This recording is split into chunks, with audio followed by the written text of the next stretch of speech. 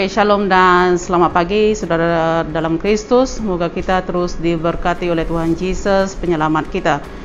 Minggu inilah Minggu Trinity yang ke-15. Ayat permulaan diambil daripada Matius 25 ayat 40 berbunyi begini.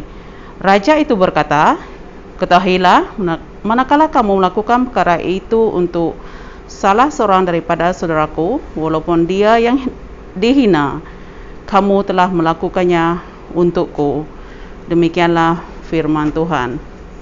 Doa hari ini. Allah yang Maha Kuasa, Engkau telah mengajar kami melalui anak-Mu yang mengasihi itu memenuhi hukum Taurat. Pastikanlah kami mengasihi Engkau dengan segenap hati kami dan jiran kami seperti diri kami sendiri melalui Yesus Kristus Tuhan kami. Amin. Mari kita berdoa. Dalam nama Bapa, Anak dan Roh Kudus. Amin. Tuhan, Bapa kami di surga, terima kasih Bapa, terima kasih Yesus untuk kesempatan hari ini Tuhan.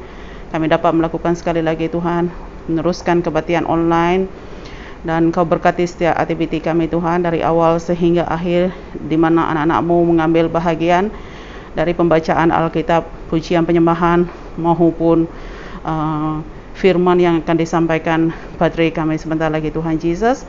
Kau berkati firman-Nya terlebih lagi Tuhan Yesus, biarlah firman-Nya Tuhan bertumbuh dalam hati dan pemikiran kami Tuhan, dan biarlah firman-Nya Tuhan berbuah lebat di dalam kehidupan kami Tuhan. Bukan hanya kami sebagai pendengar Tuhan, tetapi biarlah kami Tuhan sebagai pelaku firman-Mu Tuhan, dan firman-Mu hidup di dalam kehidupan kami dan menghasilkan buah yang baik untuk bangsa dan masyarakat kami yang lain Tuhan Yesus. Terima kasih Bapa, terima kasih Yesus, terima kasih Roh Kudus. Dalam nama Yesus kami berdoa dan bersyukur. Amin. Kita berkumpul di sini sebagai keluarga Allah dalam hadirat Bapa kita untuk memuji dan mengucapkan syukur, mendengar, menerima firman kudusnya, membawa kepadanya keperluan dunia, memohon ampun segala dosa kita, dan peroleh kasih karunia-Nya, agar melalui anaknya Yesus Kristus kita menyerahkan diri kepada pelayanan-Nya. Jika kita berkata bahwa kita tidak berdosa, maka kita menipu diri kita dan kebenaran tidak ada pada kita. Jika kita mengaku dosa kita, Allah yang setia dan adil akan mengampunkan dosa kita dan menyucikan kita daripada segala yang salah dan tidak benar. Oleh yang demikian, marilah kita mengaku dosa kita kepada Allah yang Maha Kuasa. Pengakuan dosa umum. Allah yang Maha Kuasa, Bapa kami di surga, kami telah berdosa terhadap Engkau dan manusia, baik dalam fikiran, perkataan, dan perbuatan, melalui kelalaian, kelemahan, dan kesalahan kami sendiri yang disengajakan. Kami benar-benar menyesal dan bertobat akan segala dosa kami.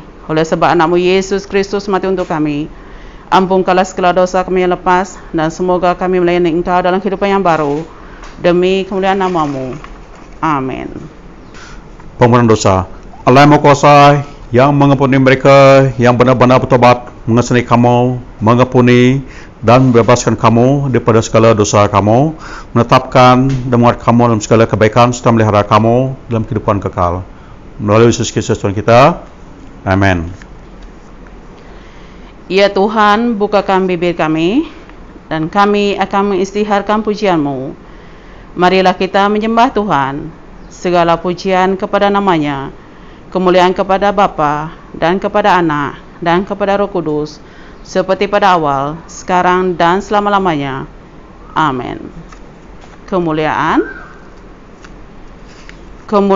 kepada Allah yang Maha Tinggi, damai sejahtera kepada umat-Nya di bumi. Tuhan Allah Raja Surgawi, Allah dan Bapa yang Maha Kuasa, kami menyembah Engkau, kami ucapkan syukur kepada Engkau, kami memuji Engkau kerana kemuliaan-Mu. Tuhan Yesus Kristus, Anak Tunggal Bapa, Tuhan Allah, domba Allah yang menanggung dosa dunia, kasihilah kami. Engkau yang duduk sebelah tangan kanan Bapa, terimalah doa kami. Engkau saja yang kudus, Engkau saja ya Tuhan, Engkau saja yang Maha Tinggi, Yesus Kristus dengan Roh Kudus, dalam kemuliaan Allah Bapa. Amin.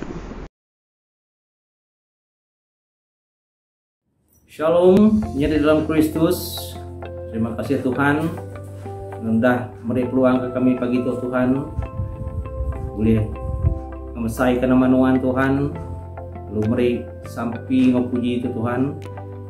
Bagaimana? Terima kasih apai Maka begitu Tuhan, aku minta memberkat semua pengawal, semua rondi yang kami buat begitu Tuhan. Minta nuan berkat kami, buai segala penyakit di nama nagai kami Tuhan. Terima kasih Apai, di nama Yesus Kristus. Amin.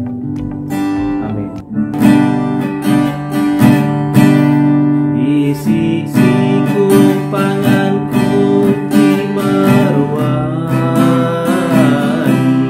nakala ia melengkak ke aku.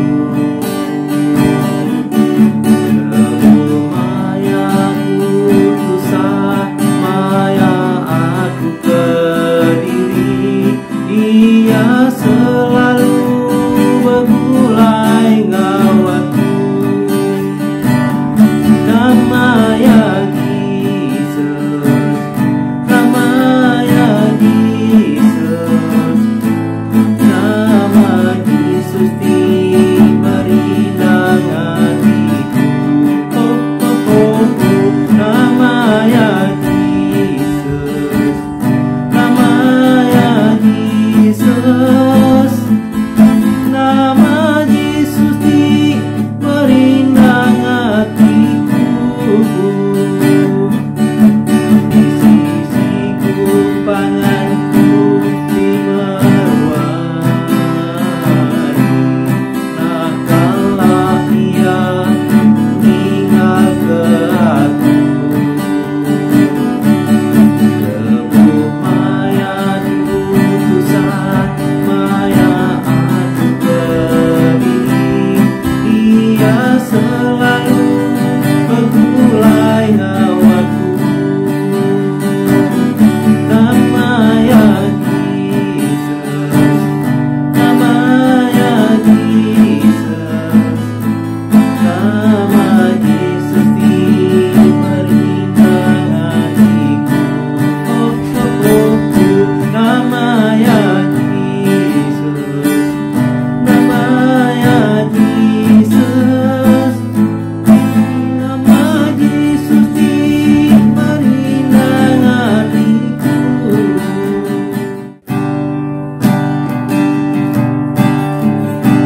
Ku angkat jari, penuh kau puji, dia tinggi-tinggi. Ku berlagu, lah penghidup. Tuhan bahatiku.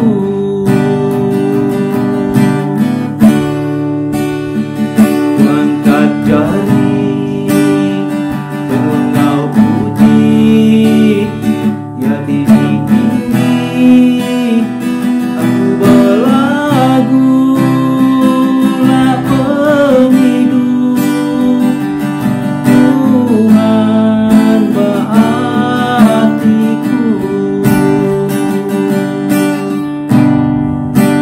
Ku nyembah Tuhan bukai, seminan wansingku aja. Tuhan dikerindu kaku, pengasihan amat besar ngagailah. Aku mai pemberi arti.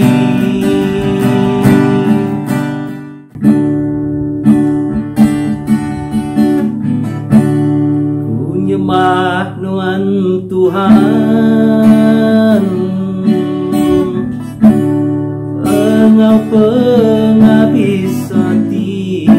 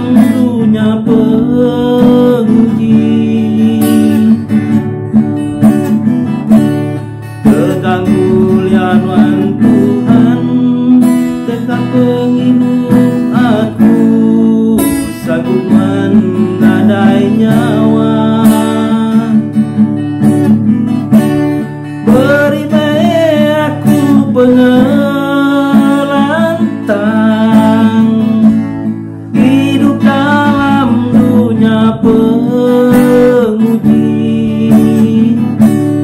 Kekal kemuliaan Tuhan, tegak penghidup aku, sanggup menggadai nyawa.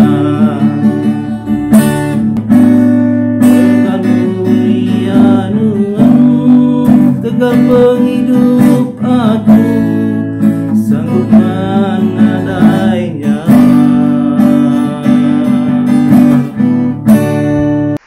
Seterusnya kita akan mendengarkan pembacaan firman Tuhan.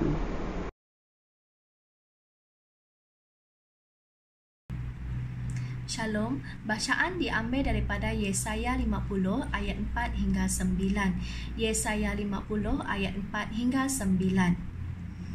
Ketaatan hamba Tuhan. Tuhan Raja telah mengajar aku tentang apa yang harus kukatakan, supaya aku dapat menguatkan orang yang letih lesu. Tiap-tiap pagi dia membangkitkan keinginanku untuk mendengar ajarannya bagiku. Tuhan telah memberi aku pengertian. Aku tidak memberontak atau berpaling daripadanya. Aku memberikan belakangku kepada mereka yang memukul aku dan pipiku kepada orang yang mencabut janggutku. Aku tidak memalingkan mukaku ketika aku dihina dan diludahi. Namun hinaan mereka tidak dapat menyakiti aku kerana Tuhan Raja menolong aku. Aku tahu aku tidak dipermalukan kerana Allah menyertai aku. Dia akan membuktikan bahawa aku tidak bersalah. Beranikah sesiapa menuduh aku? Marilah kita ke pengadilan. Biarlah dia mengajukan tuduhan. Tuhan Raja sendiri membela aku. Siapakah dapat mengatakan aku bersalah? Semua pendakwaku akan lenyap. Mereka akan lenyap seperti kain usang dimakan gegat. Ini firman Tuhan. Shalom dan selamat pagi. Baca ke pagi tok diambil hari Mazmur 116 hari ayat 1 ngagai 8. Aku ngulang yang baru. Mazmur 116 hari ayat 1 ngagai 8. Aku rindu ke Tuhan. Labaya udah ninga aku ngau sampi aku. Labaya nyingit ke pending ya ngagai aku. Nya alai aku dekat ngangau seagi aku hidup. Kuasa pemati belingka aku. Penakut aku kependam nyau malu aku. Aku takut serta irau. Aku lalu ngangau ke nama Tuhan. Oh Tuhan, aku minta nuan ngidup ke nyawa aku. Tuhan kasih serta badas. Allah Ta'ala kita endang kasih. Tuhan nyaga orang ke nada dayak. Lebuh aku ditutung penusah. Ya nyelamat ke aku. Pulai meh nuan. Oh semangat aku. Ngagai endur alai nuan belelak. Laban Tuhan udah maneh ngau nuan. Laban Tuhan udah ngelepas ke aku hari pemati, nagang air mata aku pansut, nagang aku teterap. Kemuliaan ngaga apai, anak nguru kudus, hari diatuk, datai ke belama-lamanya. Amin. Shalom semua, selamat pagi. Bacaan pada pagi ini diambil daripada Yakobus 3 ayat 1 sampai 12. Yakobus 3 ayat 1 sampai 12. Lidah manusia. Saudara-saudaraku, sepatutnya beberapa orang sahaja antara kamu berusaha untuk menjadi guru. Kamu tahu bahawa kita menjadi guru akan diadili dengan lebih keras daripada orang lain. Kita semua sering membuat kesalahan. Jika seseorang tidak pernah membuat kesalahan dengan kata-katanya, dia orang yang sempurna. Dia dapat menguasai seluruh dirinya. Kita memasang kengkang pada mulut kuda supaya kuda menuruti kehendak kita. Dengan kengkang kita dapat mengendalikan kuda. Demikian juga halnya dengan kapal. Meskipun besar dan digerakkan oleh angin yang sangat kencang, namun kapal dikendalikan oleh kemudi yang sangat kecil. Kapal bergerak ke arah yang dikehendaki jurumudi. Demikian juga dengan lidah kita. Meskipun kecil, tetapi dapat menyombongkan perkara-perkara yang besar. Bayangkan betapa luasnya hutan yang dapat dibakar oleh api yang sangat kecil. Lidah seperti api. Pada diri kita, lidah seperti dunia yang menguasai kejahatan dan menyebarkan kejahatan ke seluruh diri kita. Lidah menghanguskan seluruh hidup kita dengan api yang berasal dari neraka. Manusia dapat menjinakkan dan memang sudah menjinakkan semua makhluk lain, binatang buas, burung, binatang menjalar dan ikan. Tetapi tidak seorang pun dapat menjinakkan lidah manusia. Lidah itu jahat dan tidak dapat dikuasai, serta penuh dengan racun yang mematikan. Kita menggunakan lidah untuk mengucap syukur kepada Tuhan dan Bapa kita, tetapi juga untuk mengutuk sesama manusia yang sudah diciptakan menurut rupa Allah. Ucapan syukur dan kata-kata kutukan keluar dari mulut yang sama. Saudara-saudaraku, perkara ini tidak seharusnya berlaku. Tidak ada mata air yang mengeluarkan air tawar dan air pahit dari sumber yang sama. Saudara-saudaraku, pokok ara tidak dapat menghasilkan buah zaitun dan pokok anggur tidak dapat menghasilkan buah ara. Mata air yang masin juga tidak dapat mengeluarkan air tawar. Demikianlah firman Tuhan.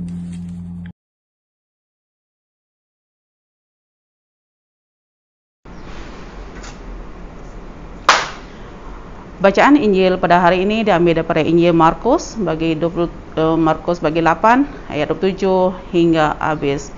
Kemuliaan kepada Kristus penyelamat kita. Markus bagi 8 ayat 27 hingga habis. Kemudian Yesus beserta murid-muridnya berangkat ke kampung-kampung di sekitar Kaisarea Filipi. Di tengah jalan ia bertanya kepada murid-muridnya, katanya, "Kata orang, siapakah aku ini?"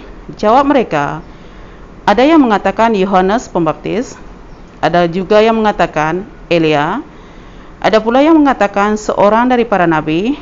Ia bertanya kepada mereka, "Tetapi apa katamu, siapakah aku ini?" Maka jawab Petrus, "Engkau adalah Mesias." Lalu Yesus melarang mereka dengan keras supaya jangan memberitahu kepada siapapun tentang dia. Kemudian mulailah Yesus mengajarkan kepada mereka bahawa anak manusia harus menanggung banyak penderitaan dan ditolak oleh tua-tua, imam-imam, kepala dan ahli-ahli Taurat, lalu dibunuh dan bangkit sesudah 3 hari. Hal ini dikatakannya dengan terus terang, tetapi Petrus menarik Yesus ke samping dan menegur dia. Maka berpalinglah Yesus sambil memandang murid-muridnya. Ia memarahi Petrus, katanya, "Enyahlah iblis, sebab engkau bukan memikirkan apa yang dipikirkan Allah, melainkan apa yang dipikirkan manusia." Lalu Yesus memanggil orang banyak dan murid-muridnya dan berkata kepada mereka, "Setiap orang yang mau mengikut aku, ia harus menyangkal dirinya, memikul salibnya dan mengikut aku. Kerana siapa yang mahu menyelamatkan nyawanya, ia akan kehilangan nyawanya. Tetapi barang siapa kehilangan nyawanya kerana aku dan kerana Injil, ia akan menyelamatkannya. Apa gunanya seorang memperoleh seluruh dunia, tetapi ia kehilangan nyawanya? Kerana apakah yang dapat diberikannya sebagai ganti nyawanya? Sebab barang siapa malu kerana aku dan kerana perkataanku di tengah-tengah angkatan yang tidak setia dan berdosa ini, Anak manusia pun akan malu kerana orang itu apabila ia datang kelak dalam kemuliaan Bapaknya, diiringi malaikat-malaikat kudus." Inilah Injil Kristus. Pujian kepada Kristus Tuhan kita. Amin.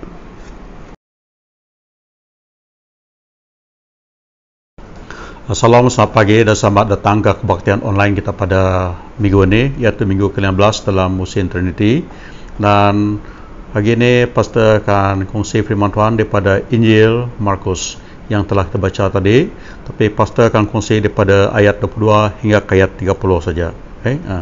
Dan tajuk perkongsian Pastor hari ini adalah kisah pokok yang berjalan, pokok jalan. Okay? So kalau kita tengok petikan tak baca tadi, kita tengok bahawa Jesus ini dia mencelakkan atau memulihkan mata orang yang buta tadi. Kemudian kita tengok sini bahawa Petrus buat satu pengakuan tentang siapa itu Tuhan Yesus. Dan kalau kita tengok dengan seperti lalu, kita akan mengatakan bahawa petikan ini tidak ada kena-mengena dengan satu sama lain. Tetapi saya percaya Tuhan ada sebabnya. Kenapa disuruh Markus ni, Mark yang tulis ini, meletakkan petikan ini sebelah-nyebelah. Tentu ini sekali untuk beri faedah kita yang membacanya pada hari ini. Mari kita berdoa. Bapa di surga dalam kuasa, Tuhan syukur kasih pada petang ini, pada pagi ini kami berpeluang lagi untuk beribadah pada Engkau, untuk fungsi firman-Mu dan mendengar firman-Mu. Tuhan, saya berdoa Kau bukakan mata rohani kami supaya boleh melihat kejayaan-kejayaan, boleh mengenal Engkau dalam kehidupan kami dan juga boleh mendengar firman-Mu, menerima firman-Mu Tuhan. Terima kasih Bapa, segala syukur beri padamu dan pimpin sehamba-Mu yang kongsikan firman-Mu kepada jemaah sini agar jemaah saya diberkati dengan firman-Mu. Terima kasih Tuhan. Dalam nama Tuhan Yesus saya berdoa syukur. Amin. Okay. Yang pertama sekali dalam petikan ini kita tengok penyembuhan yang dilakukan dalam dua peringkat. Penyembuhan yang dilakukan dalam peringkat, yaitu daripada ayat 22 hingga ke ayat 26. Okay. So itu yang tengok sini. So firman Tuhan mengatakan bahawa mereka ni tiba di Bethsaida.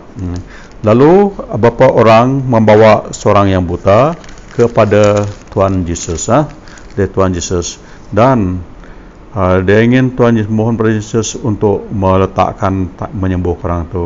Dan kita tengok sini bahawa Yesus ini memimpinkan orang itu keluar daripada kumpulan ramai sana. Kemudian dia meludah kepada mata orang itu, letakkan tangannya pada mata orang itu. Kemudian dia tanya sama dia melihat satu ataupun tidak. Dan orang itu pandang ke atas dan mengatakan, saya nampak orang berjalan seperti pokok yang berjalan. Dia kata, saya nampak orang tetapi mereka seperti pokok yang berjalan. Itu jawapan orang yang disembuhkan oleh Tuhan Yesus itu. Kemudian sekali lagi Yesus meletakkan tangannya kepada mata orang itu, dan sekarang mata dia pun terbuka. Perangan dia, penglihatan dia dipulihkan dan dia melihat segala sesuatu dengan jelas, dengan jelas sekali. Okay. Kemudian Yesus beritahu dia kata, kau baliklah, jangan pergi merayau-merayau, yang di kampung-kampung. Dia suruh berbalik. Okay. Jadi apa yang saya tengok sini, ini sangat menarik karena ada persamaannya dengan mukjizat di mana Yesus telah menyembuhkan orang yang pekak, yang bisu, yang kita baca minggu lepas daripada Injil Markus juga bagi 7 ayat 31 hingga ayat 7. So di dalam petikan tengok kedua petikan yang kita baca hari ini dan minggu lepas, mereka ini dibawakan oleh orang lain untuk disembuhkan oleh Tuhan Yesus. Dan dalam kedua petikan ini juga kita melihat mereka yang bawa ini, dia mohon supaya Tuhan Yesus jamahkan orang yang sakit tadi. Dan dalam petikan ini juga kita tengok Yesus membawa orang yang perlu sembuh itu keluar daripada kumpulan orang ramai situ. Dan dalam kes yang baca tadi, tengok dia betul ambil tangan orang itu dan dia bawa orang itu keluar daripada tempat orang ramai itu. Itu satu gambaran bahawa Yesus itu betul-betul ambil beratlah, very caring, dan belas kasihan kepada orang yang diperlukan rawat itu. Dan di dalam kedua mukjizatnya juga kita tengok Yesus menggunakan dia punya ludah untuk menyembuhkan mereka. Dengan orang yang pekak, yang tak bercakap itu, dia meludah, kemudian dia letakkan jari ia kepada lidah orang itu. Okey. Dan dalam kes orang yang buta ini, digunakan dia punya ludah juga. Dan dalam kedua keajaiban ini, kita tengok dia menyembuhkan mereka ini. Dia menyembuhkan mereka ini. Dan dia beritahu mereka supaya jangan beritahu orang lain. Okey. Jadi itu ada persamaan, similarities, persamaan dalam kedua kejadian ini. Tetapi di dalam petikan yang kita baca hari ini, daripada ayat 22-26 ini, ada perkara yang lain berlaku di situ. Okey, berlaku situ. Yang lain. Kenapa? Sebab di dalam petikan baca ini, penyembuhan itu memerlukan dua peringkat. Ada dua peringkat. So inilah perkara yang luar biasa. Kita tengok digunakan dua peringkat. Ada dua peringkat untuk menyembuhkan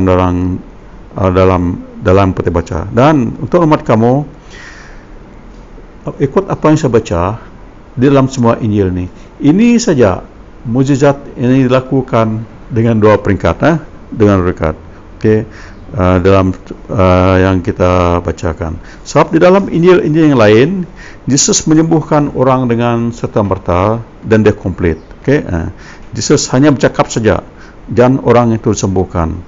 Okey, so itu yang kita mau tanya. Kenapa di sini lain? Kenapa di sini lain? Kenapa penyembuhan di sini melibatkan dua peringkat? Okay.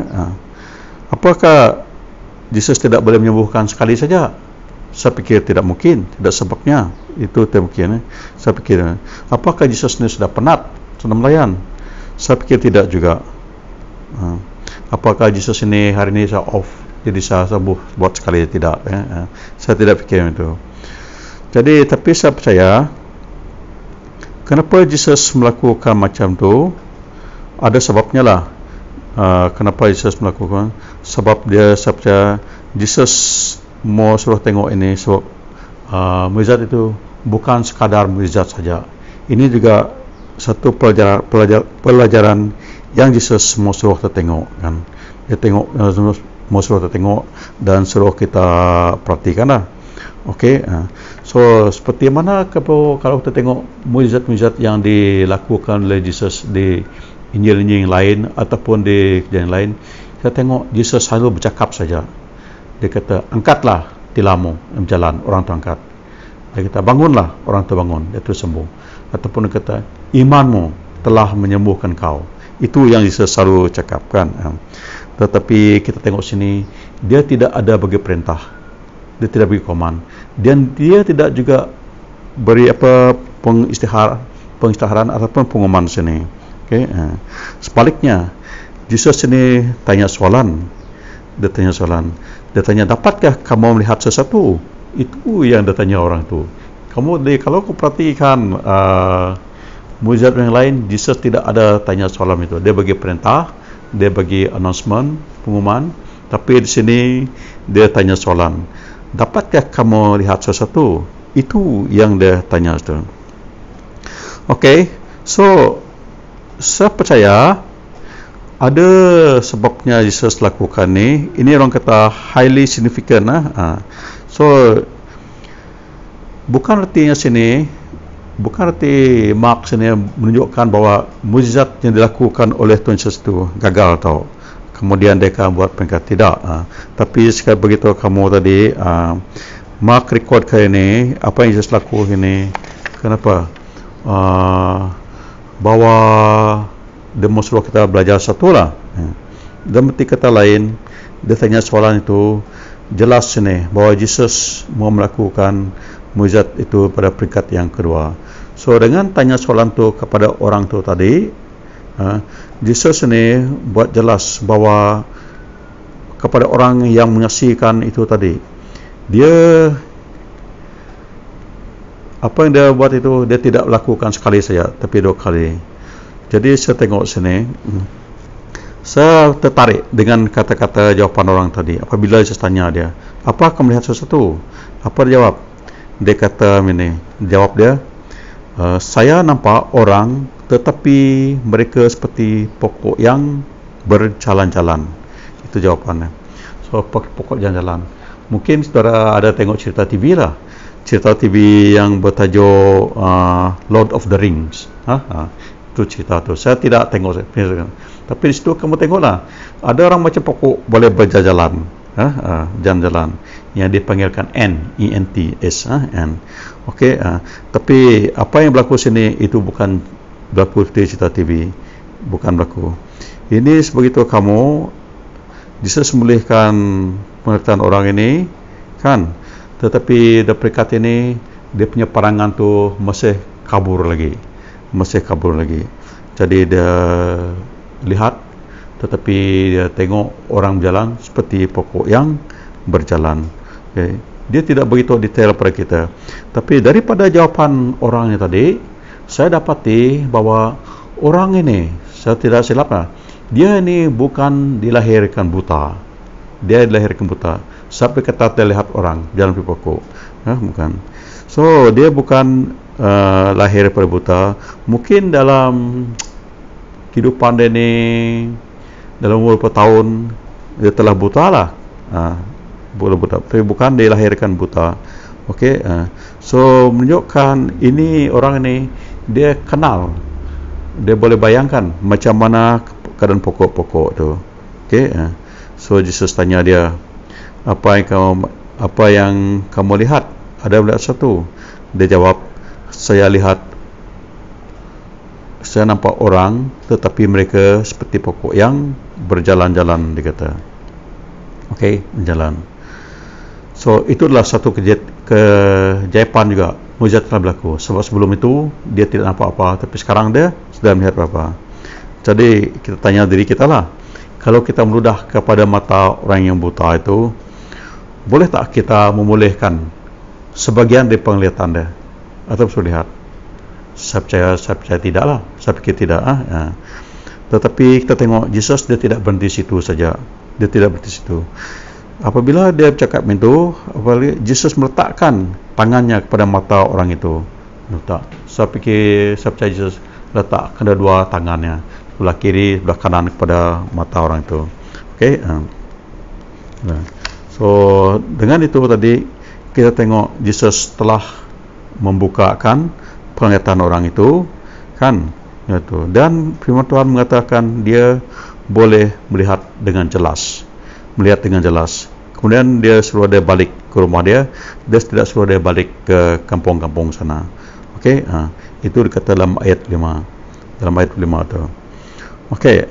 Bila kita kata Yesus itu memulihkan penglihatan tadi, memboleh lihat tadi, apa maksudnya tahu? Maksudnya tadi bahawa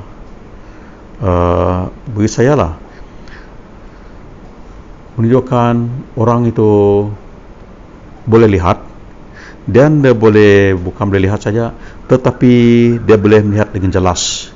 Dia melihat boleh daripada jarak yang jauh ataupun dekat. So dia bukan short sighted ataupun long sighted. Okey, so kelihatan orang ni, penglihatannya lebih baik daripada apa yang lihat sebelum inilah. Itu maksud sini tadi. Okey, jadi dia boleh lihat dengan jelas, dengan terang lah apa yang berlaku. So Jesus tidak beritahu dia balik ke kampung tadi. Kenapa? Saya fikir ada sebab-sebabnya. Kenapa Jesus tidak bawa suruh dia balik kampung? Nanti kita tengok daripada penghujung yang kita baca tadi. Okey, jadi kita balik kepada soalan yang pertama tadi. Kenapakah Jesus laku berani? Okey, kenapa mukjizat ini dilakukan dalam dua peringkat? Kita tahu Jesus mempunyai track record yang bagus. Dia selalu bercakap saja yang benar berlaku. Dengan mudah saja dia menyembuhkan orang kalau dia maulah. Tetapi kenapa hari ini dalam petikan yang dibaca ni mukjizat ini dilakukan di dalam dua peringkat? Okey. So sekali lagi seperti kamu, sebab mukjizat ini bukan sekadar mukjizat saja bukan hanya sekadar mukjizat, ini juga adalah bertujuan untuk mengajarkan kita, mengajar kita. Okey, so mukjizat ini juga mengajar kita bahawa apa yang dilakukan Yesus itu tadi mengesahkan bahawa Yesus ni adalah Mesias atau penyelamat yang dijanjikan, yang datang daripada Tuhan Allah. Dan ini juga satu simbol kebenaran rohani. Okey, kebenaran rohani. So apabila kita tengok bacaan kita sebelum ini tentang Yesus berbincang dengan murid-murid ya di dalam perahu tentang roti, kan kita dapat baca di situ bahawa Yesus mempertikaikan mereka apabila mereka ada struggle dengan roti di situ. Kenapa? Sebab setiap mukjizat yang dilakukan oleh Tuhan Yesus itu dan setiap penyembuhan yang dilakukan oleh Tuhan Yesus itu, dia membawa simbol kepada kehidupan rohani kita. Okey, saya beritahu kamu, setiap kesakitan ataupun penyakit yang disembuhkan oleh Tuhan Yesus itu adalah satu simbolik ataupun satu simbol rohani yang kita perlukan dalam kehidupan kita. Okey, contohnya minggu lepas kita baca tentang orang yang pekak, yang tidak boleh bercakap tu, deaf. Itu mencerminkan kedegilan kita yang tidak mau mendengar firman Tuhan. Okey, pekak tu, deaf. Itu simbolik ataupun simbol kita punya kedegilan yang tidak mau mendengarkan firman Tuhan. Okey, so apabila Yesus menyembuhkan orang yang tempang, yang tidak boleh berjalan, itu ingatkan kita bahawa kita ni tidak mampu untuk menolong diri kita sendiri. Ingat, apabila Yesus menyembuhkan orang yang tempang, orang yang tidak boleh berjalan, itu satu simbol mengingatkan kita bahawa kita tidak mampu menolongkan diri kita sendiri. Dan apabila Yesus menyembuhkan orang yang kena penyakit kusta, leprosy, itu ingatkan kita bahawa kita ni secara rohaninya sangat kotor, sangat najis kita, macam penyakit rohani itu.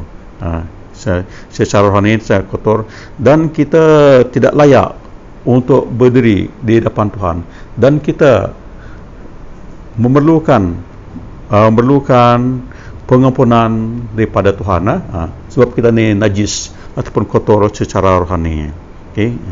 Dan apabila kita tengok Yesus menyembuhkan orang yang buta, itu adalah satu simbol yang bahawa kita juga ada buta rohani, dan kita tidak mengerti perkara-perkara rohani. Okey, itu yang kita harus tahu tentang mukjizat dilakukan oleh Tuhan Yesus ini. Jadi kita tengok daripada bacaan kita sebelum ini tentang Yesus beri makan kepada 4,000 orang, kemudian orang Farisi meminta Yesus melakukan mukjizat, dan juga Yesus cerita tentang ragi orang Farisi dan ragi Raja Herod ketika mereka di dalam perahu, So Yesus tanya mereka, apa kamu punya roti lagi? Jadi dia tanya mereka sama ada, bila mereka cakap-cakap roti, dia tanya mereka, kamu tidak nampakkah? Tidak faham apa yang saya ajar kepada kamu? Hati masih keras, dia kata. Kamu ada mata tapi kamu tidak melihat, dan kamu ada telinga tapi kamu tidak mendengar. Kamu masih tidak faham lagi. Itu dikatakan oleh Yesus kepada murid-murid dalam perahu dalam Mark 8 ayat 17-1. Okey, so itu tadi kenapa Yesus menyembuhkan mata orang itu tadi dalam masa dua peringkat. Peringkat pertama dia guna keludah dia, habis itu dia tanya, Apa kamu nampak? Kamu nampak apa? Oh, saya nampak manusia, tapi mereka jalan pokok-pokok. Paling dia dipulihkan, tetapi tidak sepenuhnya. Dia masih kabur-kabur lagi. Kemudian Yesus letak tangannya kepada dua matanya. Kemudian baru dia tengok, dia boleh lihat segala-galanya, dan dia punya penglihatan itu bukan jelas. Dia bukan lihat saja, tetapi penglihatan itu sudah dengan jelas, dengan terang. Okey, tenang. Okey, itu daripada ayat 22 36 tadi. Jadi peringkat kedua ini dalam petikan khotbah saya pagi ini, itu tentang pengakuan yang dibuatkan oleh Petrus atau Peter kepada Tuhan Yesus, daripada ayat 27 hingga ke ayat 30. Okey. So jika buta rohani itu tadi mencerminkan ataupun simbolise kebutaan rohani kita dan kekurangan pengertian kita, maka peringkat kedua ini akan menunjukkan kepada kita apakah pendapatan kita, apakah ataupun pengakuan kita kepada Tuhan Yesus itu. Okey. So dalam petikan kedua ni kita tengok Yesus ini dengan murid-murid dia pergi ke pekan-pekan di sekitar Caesarea Philippi. Mereka berjalan-jalan sini. So dalam perjalanan dia tanya murid-murid dia. Dia tanya mereka di tengah-tengah perjalanan kan, dia tanya kepada mereka, menurut kata orang, siapakah aku ini? Tu, siapakah aku ini? Berkata orang, siapa aku ini? Okey, so mereka jawablah. Itu jawapan yang didapati kepada orang pada zaman Yesus ketika itu. Apa jawapannya? Dia kata, ada yang berkata Yohanes Pembaptis, ada pula yang berkatakan Elia, sedangkan yang lain berkata dia seorang nabi-nabi. Okey, nabi-nabi. Itu. So Caesarea Philippi itulah satu kota atau bandar yang jaraknya kurang lebih 25 batu di utara Tasik Galilea, di Laut Galilea. Okey, dan kita tahu bahawa banyak tempat dinamakan Caesarea ataupun Caesarea. Kenapa? Itu nama diambilkan sempena nama Caesar ke? So jadi kita tahu Caesar juga banyak nama, ada Caesar Philip, ada Caesar Tetra. Jadi mereka dengan namakan kota itu sempena nama mereka. Okey. Jadi siapa yang sama kita tengok sini petikan ini tadi di tengah jalan-jalan. Di tengah jalan-jalan. Perkataan apa ungkapan tengah jalan-jalan itu. Tengah jalan-jalan itu dia banyak sebut di dalam petikan bab-bab lain di dalam Injil Markus ini. Okey. So di sini kita tengok mereka jalan-jalan. Kemudian dia cakap di tengah-tengah jalan tadi. Okey, jadi kehidupan kita orang Kristian ini, saya ingatkan kamu, kehidupan kita orang Kristian ini sering kali disangkut pautkan dengan perjalanan kita. Dan Yesus juga telah mengatakan, akulah jalan, kebenaran dan hidup, dikatakan dalam John 16 ayat 6. Okey, dan orang Kristian juga dulu, mereka mengaku diri mereka orang yang berjalan, ikut jalan. We are people of the way, kaya jalan. Jalan apa? Jalan Tuhan Yesus lah, ya kan? Kalau kita tengok dalam Kerja Rasul bagi 19 ayat 9, 23, kemudian Kerja Rasul 22 ayat 4 dan 24 ayat 14. Di situ ada sebut follows the way, dia kata orang yang ikut jalan. So di sini mereka tadi dalam perjalanan, di tengah-tengah jalan, Jesus tanya mereka tadi. So seperti orang yang buta tadi kan, dia tanya mereka tadi, siapakah saya, kata orang. Jadi mereka jawab tadi, jawapan yang popular bagi jawab tadi, ada kata kamu ni Yohanes Pembaptis, ada yang mengatakan Elijah, dan ada kata nabi-nabi lain. Itu pendapatan orang ramai pada ketika itu. Okey, dan itu juga dikatakan oleh Raja Herod dalam Markus 6 ayat 14 ke 15 apabila dia tanya tentang Tuhan Yesus itu. Tapi Yesus ini dia tidak mau kita ini ikut cakap orang saja ataupun dengar cakap orang saja, dan dia juga tidak mau murid dia dengar cakap orang saja, ya. Dia mau murid-murid dia mengetahui siapa diri dia sebenarnya, dan begitu juga dengan kita atau kamu. Okey, so di sini Peter beri jawapan. Jawapan ini Peter tahu. Peter ni seorang yang selalu bercakap dengan berani lah. Dia ni orang yang cepat jawab, cepat bercakap. Tapi boleh saya katalah Peter ni cepat bercakap tapi dia lambat berfikir. Itu Peter. Kalau kita baca buku James kan, yang kita baca minggu lepas, kita kamu harus lambat bercakap tapi cepat mendengar. Tapi sini sebegitu kamu berasa Peter ni orang yang cepat bercakap tapi lambat berfikir. Okey, itu Peter ni. So Peter ni dia itu sikap dia lah. Dia kata sini, tapi sini dia beri jawapan yang betul. Dia kata apa? Yesus tanya, tapi kamu siapakah aku ini? Tanya Yesus. Lalu Peter jawab, Guru ialah Kristus, penyelamat yang dituliskan oleh Allah. Dan kita tidak tahu, kita tidak dapati yang Yesus membatahkan dia penjawapan ini. Menunjukkan apa? Menunjukkan jawapan yang Peter beli kerana adalah betul dan tepat. So Yesus tidak ada komen. Sebaliknya Yesus beritahu dia, kamu jangan beritahu orang lain lah. Okay. So walaupun Yesus ini telah menunjuk dialah Kristus melalui mukjizat-mukjizat yang telah dilakukan, daripada permulaan. Tapi inilah kita tengok kali pertama perkataan Kristus ini digunakan daripada permulaan. Mark menuliskan Injil ini. So kalau kita tengok Injil Markus ni yang dituliskan Mark, dia kata ayat pertama, inilah berita baik tentang Yesus Kristus anak Allah. Yesus Kristus Allah. Itu ayat pertama.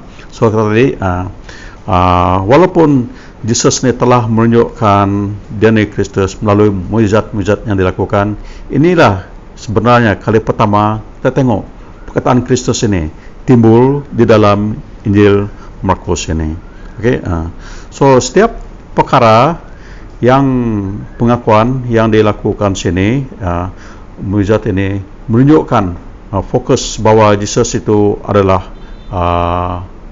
Kristus ataupun penyelamat. Seperti dia menyembuhkan orang yang buta tuli tadi, yang pekak tadi, yang bisu, dan juga menyembuhkan mata yang buta tadi. Jadi tengok sini Peter dia buat pengakuan yang sangat bagus dan tepat. Dia kata engkaulah penyelamat yang dituliskan Allah ataupun Kristus. Kristus Mesaya. So kita tengok saya tadi Yesus ini dia tidak membetulkan Peter tadi. Kenapa? Sebab dia memang betul-betul Kristus dan betul-betul penyelamat. Jadi ini saya ingatkan kita, kita harus tahu, harus percaya bahawa Yesus itu memang betul penyelamat, dia anak Allah. Itu sebab dia tidak tegur, tidak kata sebab kalau benda itu, kalau itu bukan Tuhan, bukan penyelamat, dia akan beritahu. Contohnya kalau kamu baca dalam buku Pemandang ataupun buku Wahyu, dalam buku Wahyu 22 ayat 9, di situ kita tengok John beri kita satu contoh kan.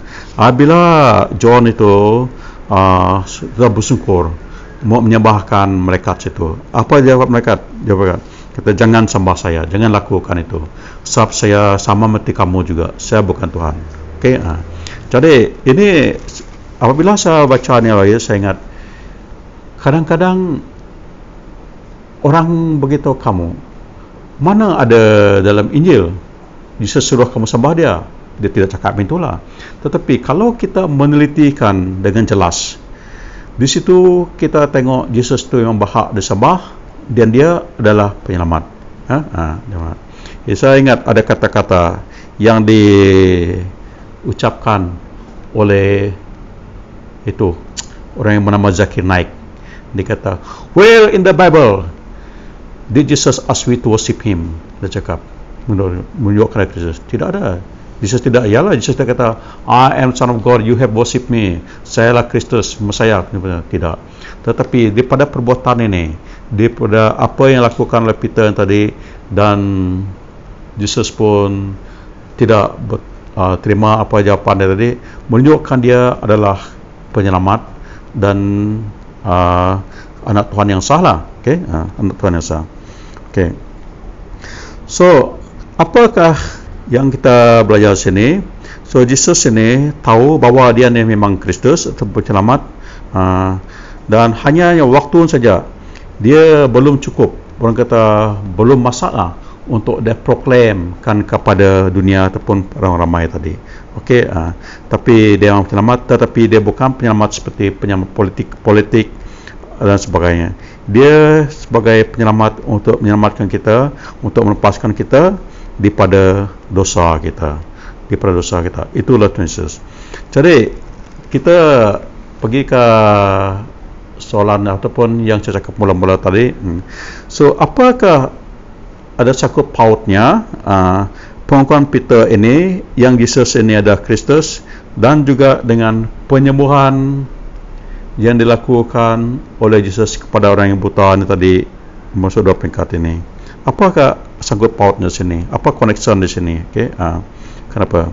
Kita harus ingat tadi bahawa kebutaan rohani, kebutaan jasmani tadi, itu adalah satu simbol yang kita ni buta rohani kita, dan kita juga kurang pengertian tentang Tuhan Allah kita. So, itulah sebab Yesus tanya kepada murid-murid tadi, siapakah saya bagi orang ramai, dan siapakah saya bagi kamu?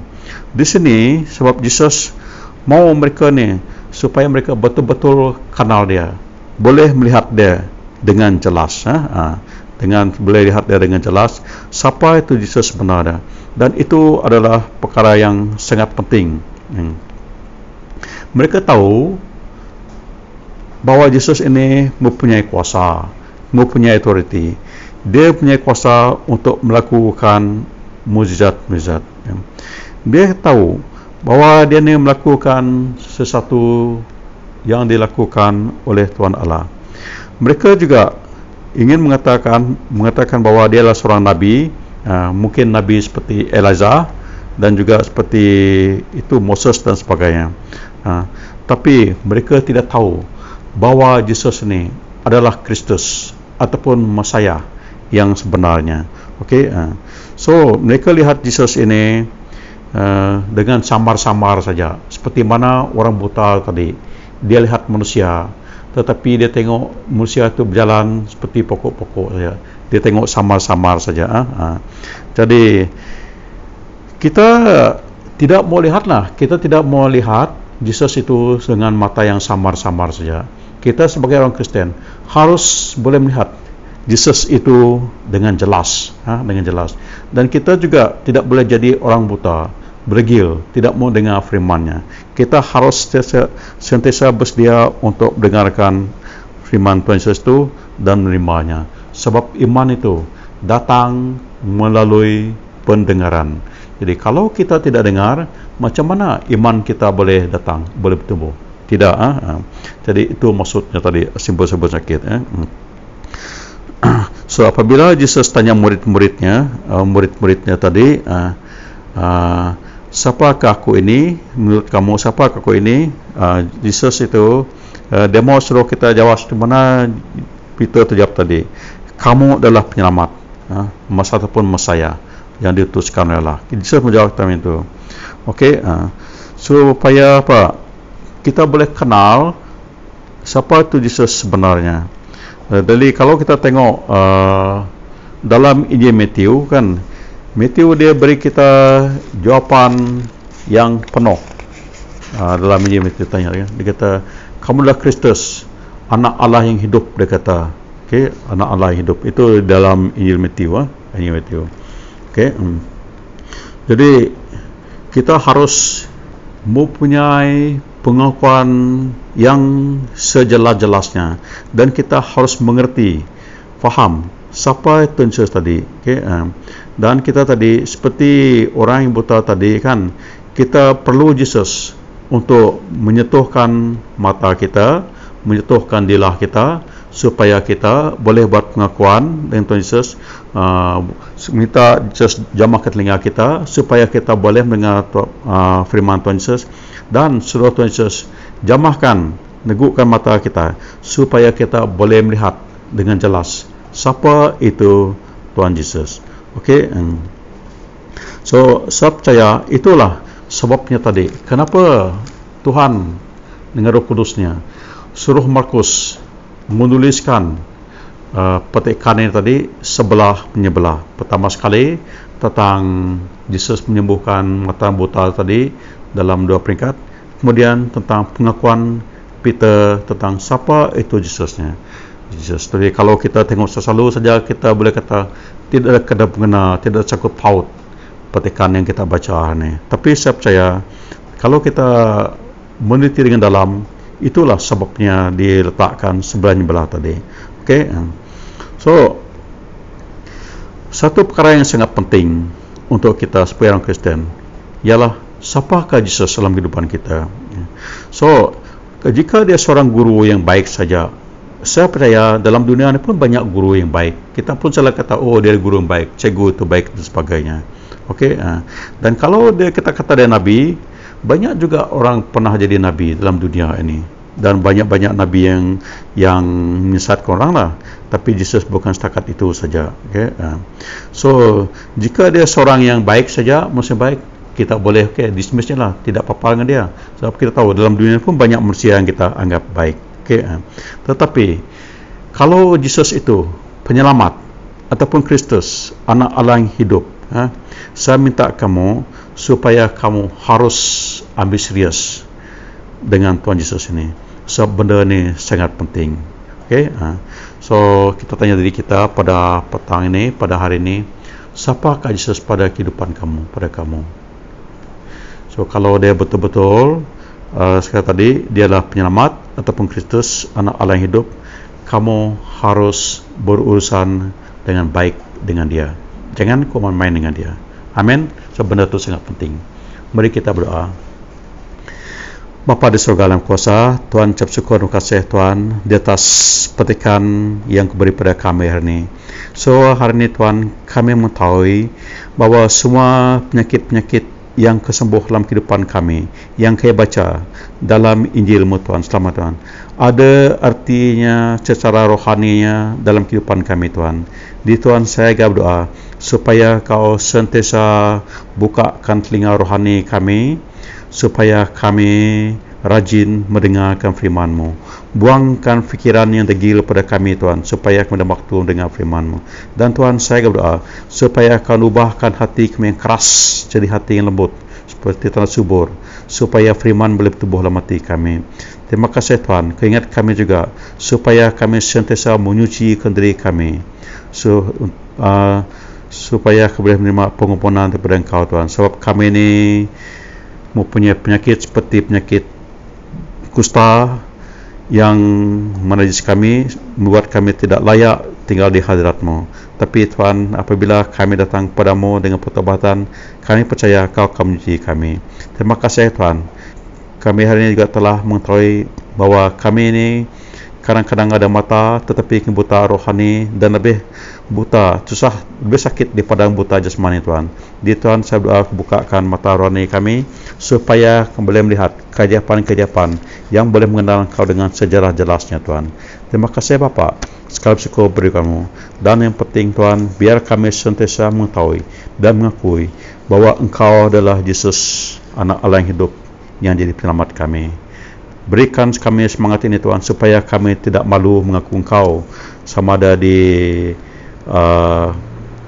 depan orang yang sakit ataupun depan orang ramai, terutama sekali di halayak orang ramai yang bukan seiman dengan kami, Tuhan. Terima kasih Bapa, segala syukur beri padamu. Dalam nama Tuhan Yesus saya berdoa syukur. Amin. Imam para Rasul. Aku percaya kepada Allah, Bapa yang Maha Kuasa, Pencipta syurga dan bumi. Aku percaya kepada Tuhan Yesus Kristus, Anak Tunggalnya.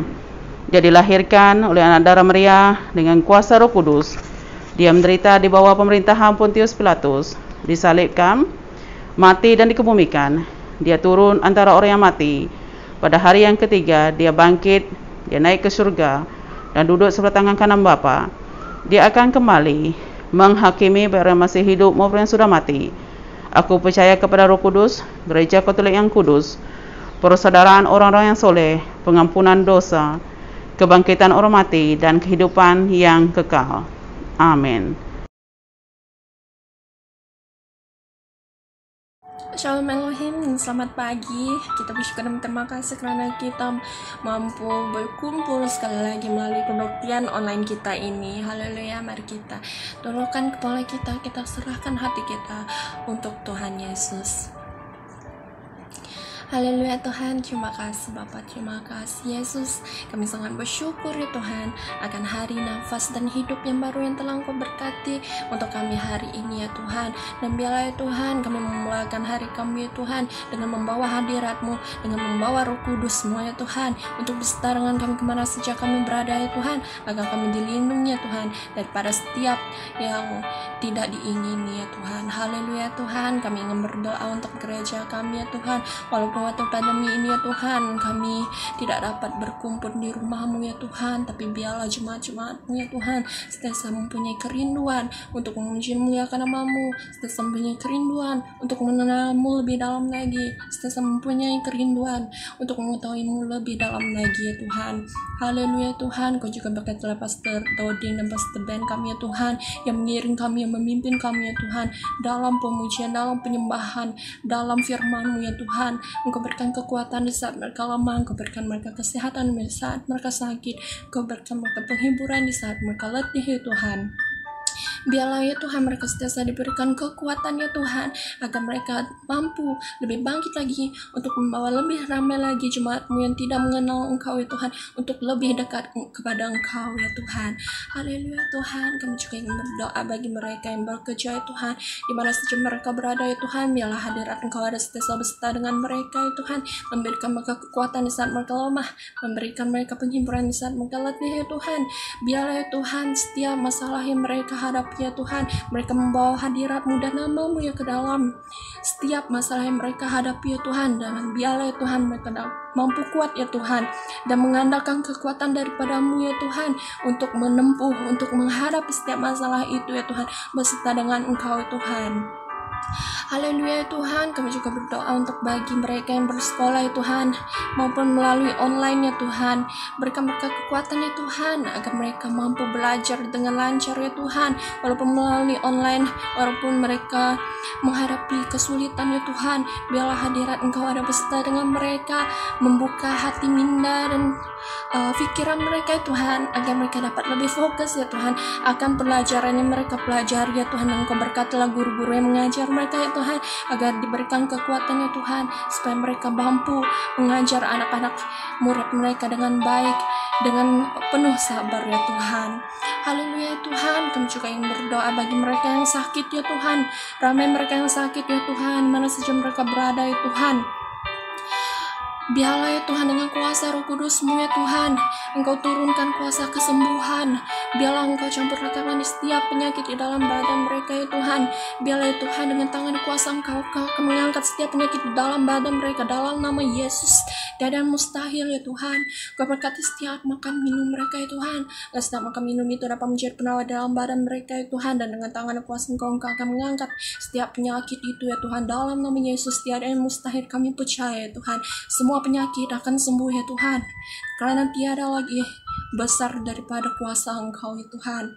Kami juga berdoa ya Tuhan bagi mereka yang positif COVID-19 ya Tuhan, di mana saja mereka berada, di mana saja mereka kuarantin maupun di rumah, maupun di pusat kuarantin, maupun di hospital ya Tuhan. Berikan mereka kekuatan ya Tuhan, agar mereka dapat menghadapi ini. Berikan mereka kekuatan ya Tuhan, agar mereka mampu melawan penyakit ini ya Tuhan. Kami percaya ya Tuhan, Engkau ada beserta dengan mereka ya Tuhan, memberikan mereka penghiburan, memberikan mereka kesabaran, memberikan mereka kekuatan ya Tuhan. Haleluya ya Tuhan, kami mohon kebaikan Engkau, kami mohon pertolongan dari Engkau ya Tuhan. Kami percaya tiada mustahil ya Tuhan, semua yang sakit akan sembuh di dalam nama-Mu ya Tuhan. Kami juga ingin berdoa ya Tuhan untuk negara kami ini ya Tuhan. Haleluya, terima kasih Tuhan, karena kami mempunyai Perdana Menteri yang baru ya Tuhan. Engkau berkatilah ya Tuhan dia ya Tuhan, Perdana Menteri kami yang baru ini ya Tuhan, agar dia dapat memimpin negara kami dengan baik, dengan bijak dan sesama, dengan keadilan yang penuh ya Tuhan. Di dalam negara ini biarlah campur tangan Kau beserta dengan mereka ya Tuhan, agar mereka mampu memimpin negara kami dengan baik lagi, dan biarlah negara kami mampu lebih aman, lebih harmoni ya Tuhan, lebih sehat lagi ya Tuhan dalam politik maupun apapun yang ada di negara kami ini ya Tuhan. Kami percaya Tuhan, kuasa Engkau ada beserta dengan mereka ya Tuhan. Kami juga berdoa ya Tuhan untuk dunia ini ya Tuhan. Apapun saja yang berlaku ya Tuhan, kami percaya Engkau maha mengetahui semua yang berlaku di dunia ini ya Tuhan. Peperangan, bencana, atau apapun saja yang berlaku ya Tuhan, biarlah kuasa Roh Kudus-Mu ada beserta dengan mereka yang susah, berada dalam kesulitan.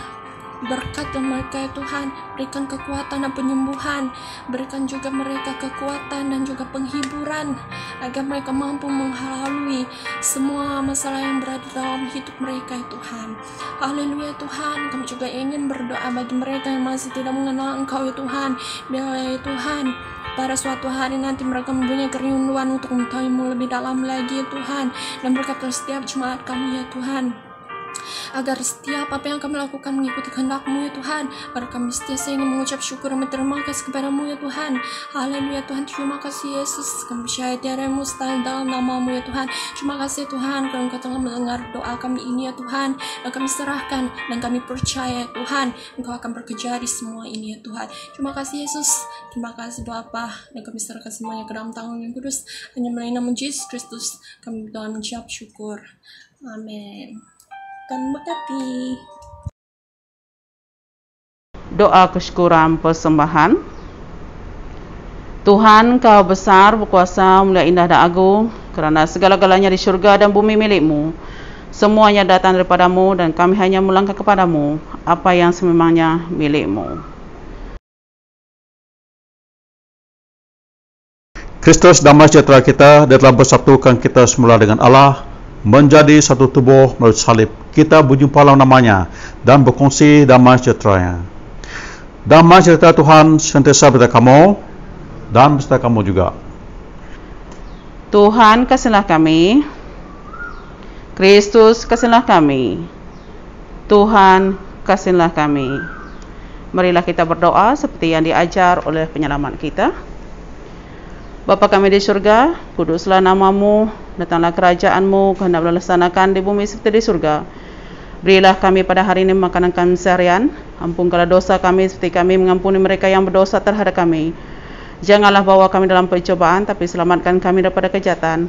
Kerana kerajaan, kuasa dan kemuliaan milik-Mu sekarang dan selama-lamanya. Amin. Oke, pengumuman pertama sekali tentang COVID-19.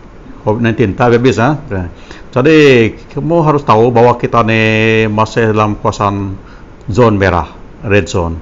Dan kamu tengok juga tiap hari berita dan juga oleh WhatsApp kamu, sejahtera kamu, kes pandemik ni masih sangat tinggi. Jadi saya ingatkan saudara-saudara yang dikasihi, kan, kalau kamu kena kuarantin, kalau dari keluarga kamu kena kuarantin, saya minta kamu supaya kamu beritahu kawan-kawan WhatsApp dengan kita supaya kita tahu. Jangan mau rahsia-rahsiakan. Apa benda itu rahsia-rahsiakan? Saya tahu kamu akan rahsiakan sebab kadang-kadang kamu oleh kuarantin kamu tidak pakai gelang, jadi kamu ingat kamu senang pergi jalan, pergi shopping sebagainya. Itu tidak betul Jadi saya nak kamu setia beritahu kita dan kawal diri kamu juga.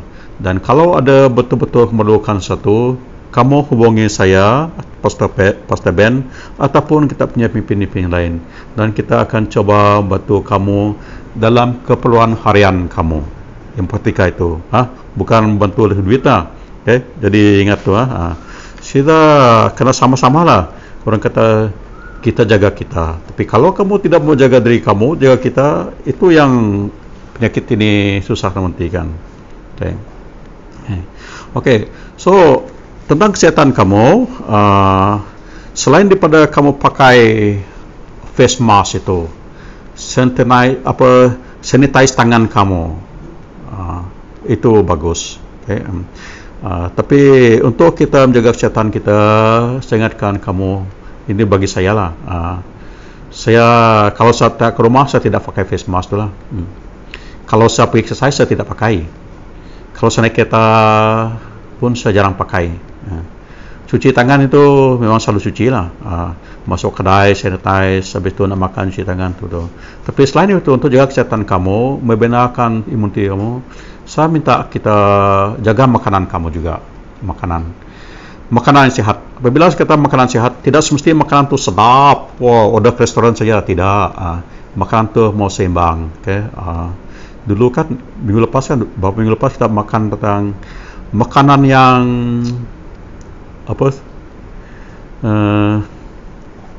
hidangan yang baik lah, hidangan baik, makan yang bermutu, itu maksud tadi. So jangan makan benda yang sejuk-sejuk, seboleh-bolehnya makan benda panas yang hangat. Kalau minum air suam, elakkan minum air ais pada waktu-waktu sakit ni, walaupun muda sebagainya. Okay? Jadi jangan makan kamu, jangan makan benda yang terlalu manis sangat, terlalu masin sangat, itu tidak bagus. Kalau makan kurangkan. Kalau biasa aku makan 5 sudu, musim ni aku makan 1 sudu lah, ajar rasa cukup. Okay? Kemudian saya percaya kamu perlu tidur yang cukup juga. Tidur cukup. Jadi jangan asyik main handphone, main internet saya sampai jauh malam. Sebab kalau kamu tidak tidur cukup, imuniti badan kamu akan penat. Itu bagi saya. Jadi saya perlu tidur cukup. Kalau badan saya macam tu, saya fikir badan kamu pun sama lah. Jadi kalau kita dewasa ni tau, kita perlu tidur sekurang-kurangnya 8 jam. 8 jam. Itu sebab banyak tempat kamu tengok disuruh kamu padam lampu pukul 11, bangun pukul 6. Jadi kamu kira. Okay? Dan mandi juga penting. Kalau boleh, kamu mandi gunakan air panas. Kalau ada heater ke rumah kamu, guna panas. Jangan takut kata membazir karen lah. Mana penting? Kesihatan kamu ataupun duit? Jadi bagus mandi air panas. Air suam lah, air panas. Jangan bagi panas nanti kamu jadi ayam pula, habis cabut bulu nanti. Okay? Air suam. Saya praktisan air suam, suam terutama sejuk, suam mandi. Apa lagi? Lepas tu coba ambil udara yang segar juga. Jadi kalau kamu di kuarantin ke rumah kan, janganlah cuma tutup tingkap-tingkap itu, atas bawah tutup, konon-konon kuarantin, angin pun tak suruh masuk. Itu tidak bagus juga. Dan kalau ada berenda kamu, berumah ada berenda kan, bagus kalau pagi-pagi tu kamu kena sinaran matahari sikit. Dan masa pukul 8, pukul 9 tu bagus, tidak panas sangat. Petang pukul 4 tu pun bagus juga, kalau tidak hujan. Kena cahaya matahari sikit supaya badan kamu sehat. Okay? Jadi itu tip-tip yang saya buat lah. Itu sebab kamu tengok pastor pagi-pagi berjalan, petang berjalan. Bukan saja action lah, tidak. Tapi itu kesihatan juga. Exercise dari kita. Jadi itu kita kena perhatikan. Okay? Dan yalah, kalau kita mampu, belilah obat sikit. Vitamin C. Kalau tidak makan vitamin C, banyakkan makan sayur ataupun buah-buah. Sebab vitamin dan sayur, buah dan sayur banyak mengandungi vitamin yang badan kamu boleh terima. Okay? Kalau badan macam saya lain sikit. Sebab saya sudah ada penyakit, saya makan ubat. Jadi saya tidak boleh makan sayur macam dulu. Saya pun kena kurangkan. Okay, so ingat tentang kesihatan kamu. Dan kalau kamu demam-demam, batuk-batuk, jangan selalu tangguh-tangguh. Saya sedih tengok orang tahu tangguh. Dan yang awak kaya, pergi minta panadol ke rumah sana. Habis tu tak pergi klinik. Kadang-kadang sakit sudah masak bawa pergi. Itu tidak bagus Jadi sama-sama juga kita. Okey, itu tentang kesihatan kamu.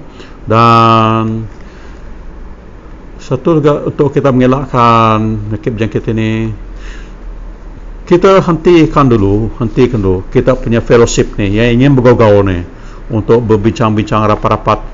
Kita berbincang pakai handphone dulu lah dengan WhatsApp itu saja. Okey, tentang pemberian pada gereja, pemberian pada gereja. Jadi kamu sudah banyak tahu kita punya nombor akaun gereja kita. Jadi kalau kamu sudah bekerja, saya mintalah supaya beri sumbangan kepada gereja, memasukkan dalam akaun gereja kita. Dan kalau kamu fikir pastor selalu jalan melalui kosan kamu boleh WhatsApp pada pastor, suruh lalu singgah rumah kamu untuk ambil persembahan yang kamu akan beri. Okey, dengan suruh pastor masuk rumah lah, pastor tak masuk, saya pagar saja. Okey, tapi kamu. Okey, itu. Dan kalau kamu kena karantina, begitu kamu beritahu pastor, dan kalau kamu boleh keluar, kita akan tolong kamu dalam keperluan harian kamu. So itu. Kalau sakit begitu pastor lah, tidak mestinya sakit COVID-19 lah, sakit apa pun beritahu jadi kita berdoa untuk kamu, bawa doa. Okey, ada masalah keluarga sebagainya, terutama sakit itu beritahu pastor pihak gereja. Okey, itu saja. Terima kasih. Senyum-senyum selalu. Senyum itu pun exercise juga, exercise urat muka kamu supaya akan nampak ceria. Damai sejahtera Allah melampaui segala pengertian melihara hati dan fikiran kamu, dan dalam pengentuan dan kesayang Allah serta anak Yesus Kristus Tuhan kita, dan berkat alam kuasa Allah Bapa, Allah Anak Kudus kepada kamu dari sekarang sampai selama-lamanya. Amin. Pergilah dengan damai sejahtera, melayani mengasihi Tuhan dalam nama Kristus. Amin.